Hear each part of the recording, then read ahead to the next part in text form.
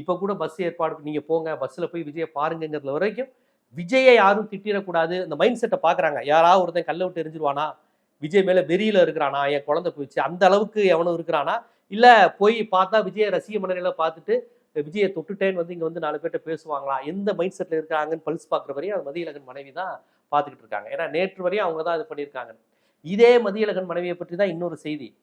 செந்தில் பாலாஜி தமிழக அரசு ஸ்ப்ரே அடிச்சிட்டாங்க, யாரோ கழுத்தை நெரிச்சிட்டாங்க, யாரோ கத்தி எடுத்து குத்தி கொன்னுட்டாங்க, யாரோ கீழே படுக்க போட்டு மிதிச்சு கொண்டாங்க, இப்படிங்கிற செய்தியையும் யாரை வச்சு பரப்ப வச்சாங்க?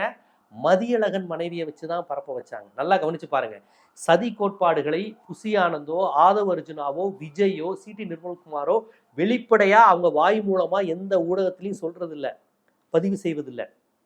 அப்பாவிகளை ரெடி பண்ணிட்டே இருக்கிறாங்க. இப்ப மதியழகன் மனைவி தான் சதி கோட்பாடை பரப்பியது யாருன்னா மதியழகன் மனைவின்ட்டு புசி ஆனந்து தப்பிச்சு ஓடிடுவாரு. புசியானந்த் சொல்லுவார், நான் எங்க சொன்னேன், லீகலா என்னை நீங்க ஒண்ணுமே பண்ண முடியாது. அந்த சதி கோட்பாடு இருக்குல்ல, கூட்டத்துல திடீர்னு யாரோ வந்து கத்தி வச்சு குத்திட்டாங்கன்னு கோர்ட்லயே அதை அவங்க சொல்லல. நல்லா கவனிச்சு பாருங்க. ஆனா இந்த செய்தியை மதியழகன் மனைவி போன்றவர்களை வைத்து பரப்ப வச்சாங்க. ஸ்ப்ரே அடிச்சு கொண்டுட்டாங்க, இது பண்ணிட்டாங்க, அவங்க தான் பண்ணிட்டாங்கன்னு. இப்ப இதை யாரு பதிவு செஞ்சிருக்கா? மதியழகன் மனைவி தான் இந்த சதி கோட்பாடை சொல்லியிருக்காங்க. தமிழக அரசையும் திமுக அரசையும் அமைச்சரையும் இவங்க தான் பண்ணாங்கன்னு பழி போட்டது மதியழகன் மனைவி தான். புசி ஆனந்த் இல்ல, சிடி நிர்மல்குமார் இல்ல, ஆதவ அர்ஜுனா இல்ல, விஜய் இல்ல. பிரச்சனைன்னு வந்தா மாட்டி விடுறதுக்கு அவங்க சில பேரை ரெடி பண்ணி வச்சிருக்காங்க.